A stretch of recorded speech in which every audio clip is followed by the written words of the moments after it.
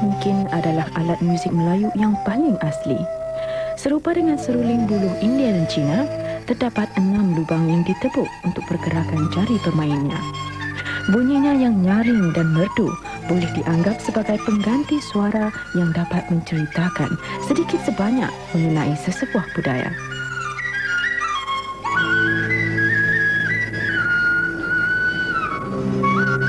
Salam sejahtera. Bersama saya Sharon Ismail serta rakan-rakan menjejak perkembangan muzik Melayu dan bagaimana ia dipengaruh dan mempengaruhi muzik budaya lain.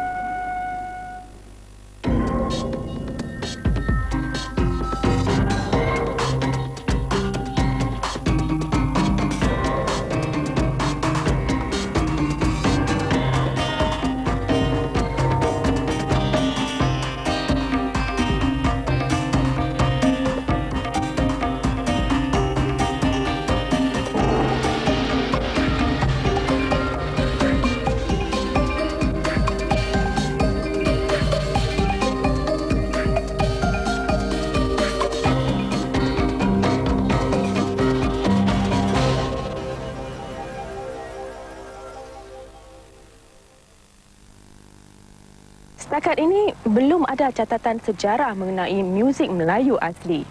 Yang pasti, ia mungkin berusia 2 ataupun 300 tahun lamanya. Muzik Melayu asli di Singapura mungkin juga disusur dari Johor ataupun Riau. Secara menyeluruh, lagu-lagunya mendayu-dayu, diiringi rentak yang perlahan. Iramanya pula memaparkan kepekaan dan kehalusan jiwa si penggubah. Seni katanya pula berbentuk pantun. Muzik Melayu asli kaya dengan perbendaharaan ilmu dan nilai yang cukup halus lagi tinggi pengertiannya. Untuk memelihara warisan ini, Jawatan Kuasa Muzik Melayu Tradisional telah ditubuhkan di bawah naungan Majlis Seni Kebangsaan iaitu NAC. Ia bertujuan menyemarakkan kesedaran terhadap muzik Melayu asli. Baru-baru ini, satu pameran dan ceramah telah diadakan di Perkampungan Melayu untuk menggiatkan lagi usaha ini. Pameran ini juga meliputi gubahan dan perkembangan muzik Melayu serta mengadakan kursus alat muzik tradisional. Sharon sempat bertemu bual bersama Cikgu Yusnor F, seorang pencipta lagu dan penceramah yang tidak asing lagi di kalangan masyarakat kita. Muzik Melayu ini sebenarnya, bila memperkatakan muzik Melayu itu menandakan bahawa muzik yang kita tidak boleh lari daripada pengaruh-pengaruh daerah Nusantara, termasuk Thailand, Malaysia, Indonesia dan juga Kemboja dan Filipina Selatan. Muzik Melayu itu sendiri ada berbagai-bagai corak muzik Melayu. Muzik inang lain bunyinya, joget lain, ronggeng lain, masri lain, dan moden yang baru pula dengan dangdut, dengan rumba, dengan samba. Jadi masing-masing itu ada dia punya term sendiri. Alat muzik Melayu itu sendiri kebanyakan pengaruh daripada Barat, daripada Cina, daripada India, daripada Parsi. Alat muzik Melayu yang sebenar-benar originalnya ialah suling bambu. Tapi macam gong memang ada dalam alat muzik Melayu, dalam joget Melayu misalnya. Tapi gong tu sendiri berasal daripada China. Dan harmonium dalam ghazal, tabila atau tabla dalam ghazal, itu juga pengaruh daripada Farsi dan India.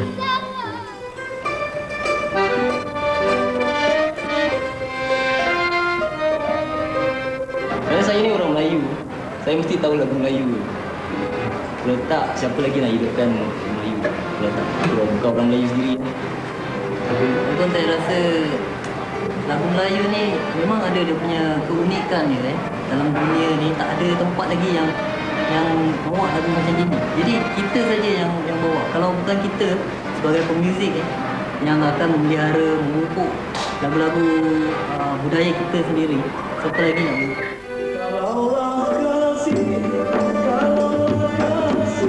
harapan saya adalah supaya agar ni anak-anak Melayu, terutamalah anak-anak Melayu, menyedari akan seni muzik Melayu ni. Sebenarnya asalnya itulah seni muzik Melayu. Baik lagu-lagu moden, patah lagu mereka, kalau kita dapat berjayakan bawa muzik asli, insya-Allah lagu moden tak ada problem. Tak ada masalah. I think through all the activities that we have planned, we really hope to create a much greater awareness of our very rich Malay heritage and create a new talent pool in terms of Malay music. I think we have planned training courses, exhibitions, performances, and all this, we hope that in 3 to 5 years' time, perhaps we have enough talent to compete in a national Malay traditional music competition.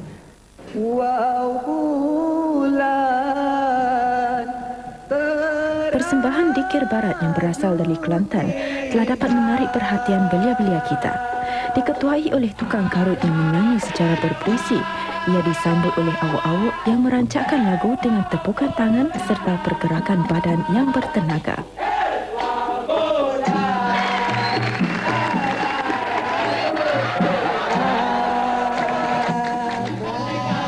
Baru-baru ini, kumpulan belia Kelab Masyarakat Jucat telah mengadakan sebuah pertandingan Dikir Barat. Pertandingan persahabatan ini bertujuan untuk menggalakkan pemikiran dan kerjasama secara kumpulan di kalangan para belia kita.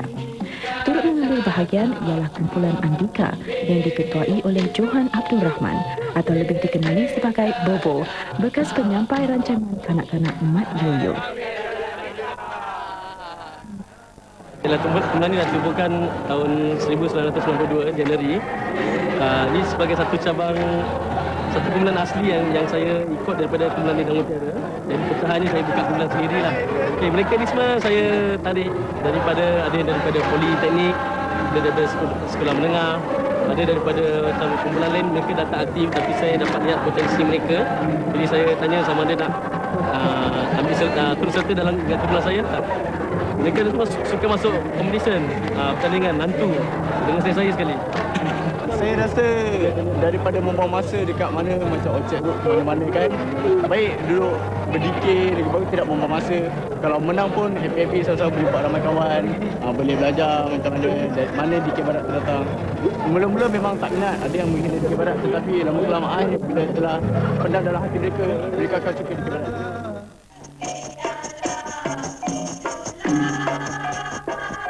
Secara tradisional, Dikir Barat hanya dipersembahkan oleh kumpulan lelaki. Tapi keunikan muzik ini telah dapat menarik kumpulan wanita untuk mencuba dan mengembangkannya.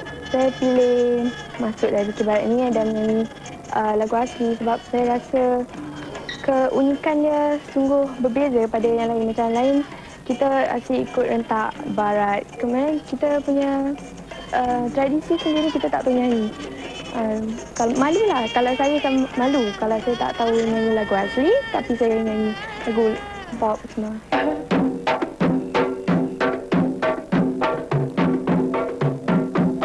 Mulanya saya bermain awal-awal. Selepas itu saya belajar kepada dia lah. Dia mengajar saya. Kita dibuka 3 tahun dulu yang lalu. Sebelum itu saya dengan budak-budak saya ni semua adalah kawan sekolah. Jadi bagi saya baik saya tubuhkan sebuah kumpulan sendiri. Jadi saya dengan kakak saya telah merancang supaya kita buka sebuah kumpulan wanita. Jadi daripada situ saya memanggil kawan-kawan saya dari sekolah, kita tubuhkanlah kumpulan tu. Dah 3 tahun dah sekarang. Bersama kami, Puvi dan Maggie, untuk mengetahui lebih lanjut mengenai muzik tradisional India dan China selepas in our Friday weekly draws, Soul Garden restaurant vouchers, Golden Village cinema tickets, and Studio East entry passes. Call 1-900-112-8888 now. You could just be the lucky winner. Salam sejahtera. Sebenarnya menyambut Tahun Antarabangsa Warga Tua, Perdana Menteri Singapura akan menganjurkan pertunjukan amal bintang-bintang Permadanan Media. Wang sumbangan anda akan diagihkan kepada 13 waris terpilih untuk memberikan penjagaan serta kemudahan yang lebih sempurna untuk orang-orang tua. Jadi besar harapan kami agar anda dapat menyumbang dengan murah hati. Anda boleh hubungi talian telefon 1-900-112-8888. Setiap panggilan anda menderma $5. Silakan telefon sekarang.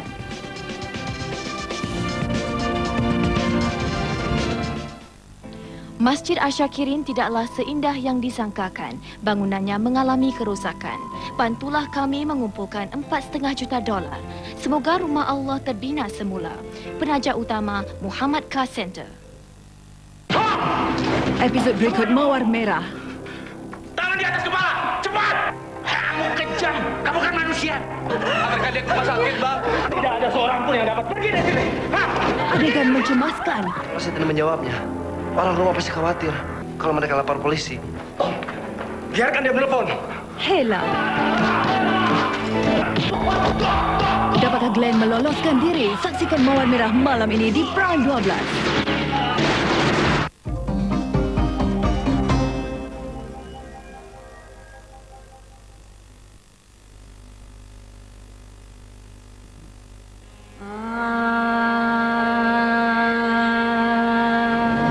Muzik juga dikenali sebagai sanggidam dalam bahasa Tamil. Berbanding dengan jenis-jenis muzik yang lain, muzik klasikal India adalah antara yang tertua di dunia yang berusia hampir 2000 tahun.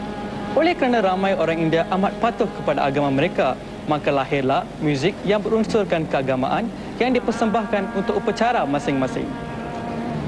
Muzik klasikal India berkembang dari upacara keagamaan yang kemudian dipengaruhi oleh muzik Arab 1000 tahun dahulu ketika Islam berkembang di India. Muzik klasikal jarang kedengaran di luar istana Maharaja. Setiap istana mempunyai pemuzik yang mempersembahkan ciri-ciri muzik mereka sendiri. Ciri-ciri muzik ini kemudiannya diturunkan dari mulut ke mulut oleh bapa ke anak untuk beberapa generasi. Muzik klasikal India hanya dapat didengari di luar istana apabila radio diperkenalkan pada tahun 1920-an. Sejak itu, muzik India telah dipersembahkan di merata dunia. Dalam masa yang singkat, muzik India telah menjadi sebahagian daripada muzik antarabangsa. Kumpulan Estetik Nitrialaya adalah kumpulan budaya Singapura yang ditubuhkan untuk memelihara muzik klasikal India. Ia juga telah menubuhkan sebuah kumpulan choir yang dapat menyanyikan lagu-lagu klasikal India secara bersepadu. I am been brought up from a musical family. My father is a pioneer musician in Singapore. I have done a lot of fusion works with Western musicians, Chinese musicians, Malay musicians, and I've gone quite a number of places. So I think I appreciate all system of music, but since I'm rooted to classical music, so that's where I have to go on. I don't want this wonderful art form of Indian classical music or dance to fade off because of the pop and Western culture. It might have tendency to fade off, but I think since there's a lot of institutions, good institutions, and good music creditors, I think there's a likable amount of sustainable growth for this art. Muzik Cina juga mempunyai sejarah mereka sendiri. Perkataan muzik di dalam bahasa Cina disebut yue. Ia juga boleh disebut le yang mengaitkan muzik dengan keseronokan. Kira-kira 5,000 tahun yang lalu, di dalam sejarah negeri Cina, muzik sering dikaitkan untuk acara keramaian seperti jamuan, acara memanah, tari-menari dan sebagainya. Kebanyakan gubahan lagu Cina disusun seperti puisi muzik yang melambangkan alam. Contohnya, bulan melambangkan cinta, ketenangan dan bukan perasaan keduniaan. Satu lagi ialah muzik naratif yang menceritakan sesuatu kehebatan penggembaraan atau sesebuah peristiwa sejarah. Demi memelihara muzik tradisional Cina, sebuah orkestra Cina Singapura telah ditubuhkan. Orkestra ini adalah sebuah pertubuhan profesional yang telah ditubuhkan pada Mei tahun 1996. Tujuannya ialah untuk melahirkan sebuah orkestra yang diiktiraf antarabangsa. 去年9月，我们到中国3个城市去演出。开始人家没见面的时候，我觉得新加坡有华乐队吗？我们的精神面貌，我们所演奏的水平，在中国是扎扎实实的给了他们很大很大的震撼。据说有很多团体。 第二天排练的时候就说，我们没有任何优势。我们虽然成立了40-50年，但是人家新加坡华乐团刚成立2年多，就是这么高的水平。兴趣非常重要的，就是对这个笛子还有对中国音乐那种热爱是非常重要的因素了。就是在学习的中，就好像在学校华乐团学习过程中，就是非常的喜欢。就是我的感觉是，哪一天不吹笛子啊，就感觉到好像很不舒服那种感觉。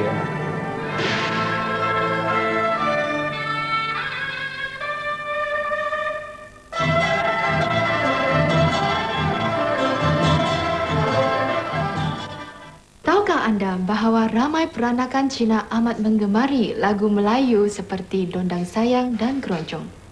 Marilah bersama Maggie dan Baba Li Liang Hai, seorang ahli dari Persatuan Peranakan yang telah lama meminati lagu Melayu asli. Walaupun asasnya saya orang Cina, tapi sudah jadi baba, ya, saya lebih suka ciri-ciri kebudayaan orang Melayu. Dalam muzik dan nyanyian itu, saya seperti seorang baba suka sekali mendengar lagu keroncong. Ada orang kita pandai sekali berbuat dondang sayang, dan saya ada banyak kawan yang pandai, kawan baba yang pandai menyanyi dondang sayang. Walaupun saya tak boleh berdondang sayang, ya, bila orang nyanyikan dondang sayang, saya boleh mengkritikkan. Tam tam tam tam tam tam tak teng tak teng tam da da da da dam. 2, 3 kucing berlari. Mana rasa si kucing berlari? 2, 3 boleh ku cari. Dondang sayang, manakan sama. Hai sama si adik seorang. Kalau ada sumur di ladang, Bolehlah kita menumpang mandi. Kalaulah ada umur panjang, dondang sayang. Bolehlah kita menyanyilah lagi. Kalau nak tengok, tunggu sebentar lagi.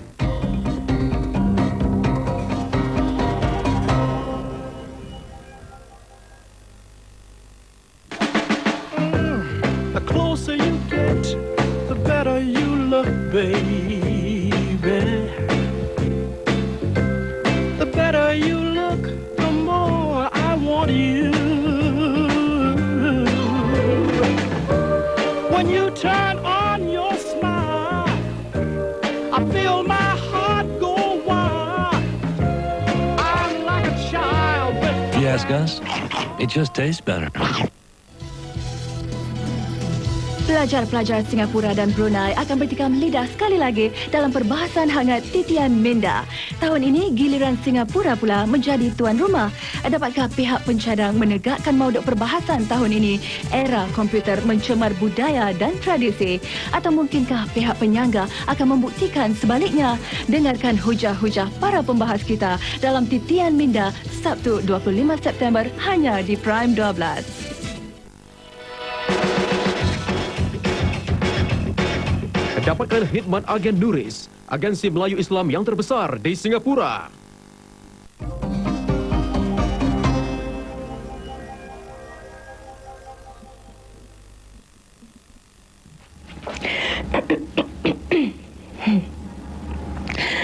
Antara Anyer dan Jakarta, kita jatuh cinta. Kita bersama mengejar mimpi, terpisah sementara ku pasti. Madu di tangan kananmu, racun di tangan kirimu. Aku tak tahu yang mana akan kau berikan padaku. Cut. Kami sempat bertemu bual dengan Encik Razi M, seorang pencipta lagu dan bekas pemain gitar utama dari kumpulan Black Dog Bone yang amat popular sejak tahun 70-an. Trend muzik Melayu masa kini nampaknya dalam perkembangan sihat. Kita cuba menimbulkan kembali irama-irama Melayu yang menggunakan alat-alat etnik. Di mana kan ku... Cut. Kebanyakan lagu-lagu yang kita nak kembangkan ni, seperti lagu-lagu tradisional tu, kebanyakan temponya tempo-tempo lama juga. Inang, Zapin, sebagainya. Cuma yang nampak cara penyampaiannya tu tak samalah seperti lagu-lagu Melayu asli dulu. Dia dimodernkan lagi. Dia Isabella. Memang sudah lama lah kita dipengaruhi oleh lagu-lagu asing, seperti lagu-lagu Cina, lagu-lagu India atau Hindustan. Contohnya lagu Mas Merah, melodinya memang melodi lagu Cina. Daun Sampan. Kemudian lagu-lagu Hindustan, dulu banyak juga artis kita merekamkan lagu-lagu Hindustan yang dialih bahasa ke dalam bahasa Melayu. Tapi nampaknya dalam ketika ini sudah ada pula lagu-lagu kita mempengaruhi mereka. Contohnya dalam filem-filem Hindustan sudah mula mereka mengambil lagu-lagu Melayu yang dialih bahasakan ke dalam lagu-lagu Hindustan. Rasa saya siapa? Cut. Baru-baru ini, Encik Harun Abdul Majid telah mendapat pengiktirafan daripada syarikat Live Records. Lagu nyanyian daripada kumpulan The Unwanted, Masih Ada Rindu, telah dinyanyikan semula ke dalam bahasa Melayu oleh sebuah kumpulan Jerman, The Dark Sky. Pengiktirafan ini membuktikan bahawa lagu Melayu juga mampu dibawa ke peringkat antarabangsa. Sebenarnya lagu Masih Ada Rindu ni memang ada kenangan tersendiri. Saya cipta dah lama jugalah. Kalau tak silap saya sekitar tahun 1986. Ianya tentang kisah percintaan. Setelah berpisah sekian lama, kemudian mereka bertemu, tetapi yang seorang ni sudah berumah tangga dan mempunyai anak dan sebagainya.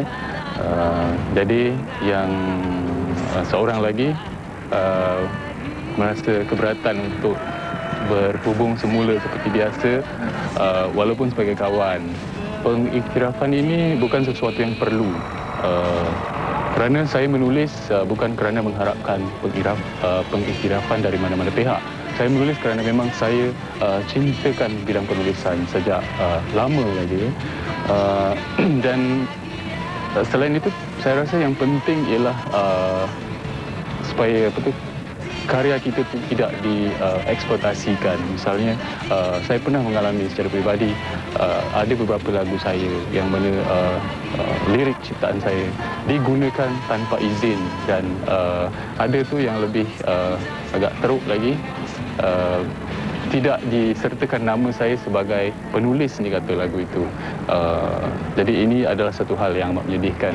Saya rasa pengiktirafan tu adalah soal lain, tetapi soal menghargai karya orang itu lebih penting. Wahai Cik Leha, orangnya cantik, jambulnya tinggi, alisnya lentik. Pandai berhias sayang, pandai bersoleh, semacam bunga kembang baru dipetik.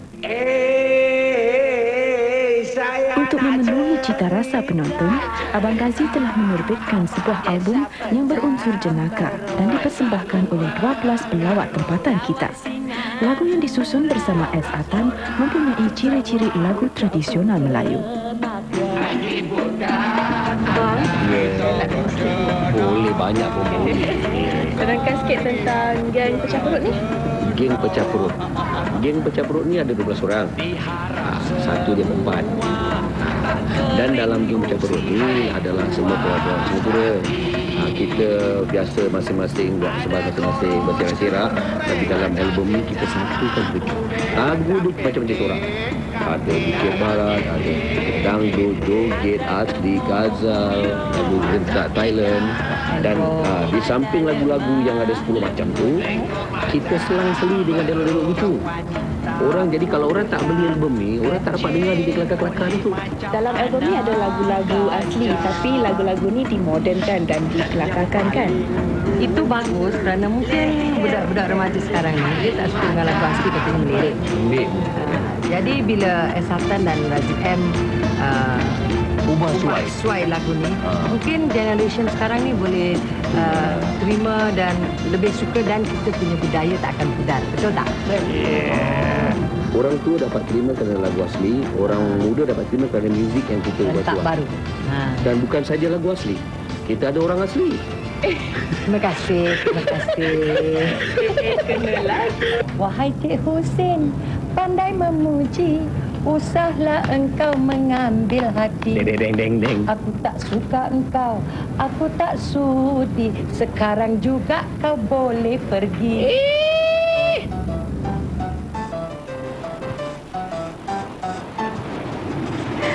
Muzik tidak mengenali bangsa ataupun budaya. Tidak salah jika kita menggemari sesuatu jenis muzik, asalkan kita tidak lupa akan asal-usul yang mencerminkan identiti kita sendiri. Salam hormat dari saya, Sharon Ismail, serta teman-teman saya, Maggie dan Pubi. Sehingga kita berjumpa lagi minggu hadapan dalam rancangan Semarak Budaya. Serupa, tidak sama. Continue.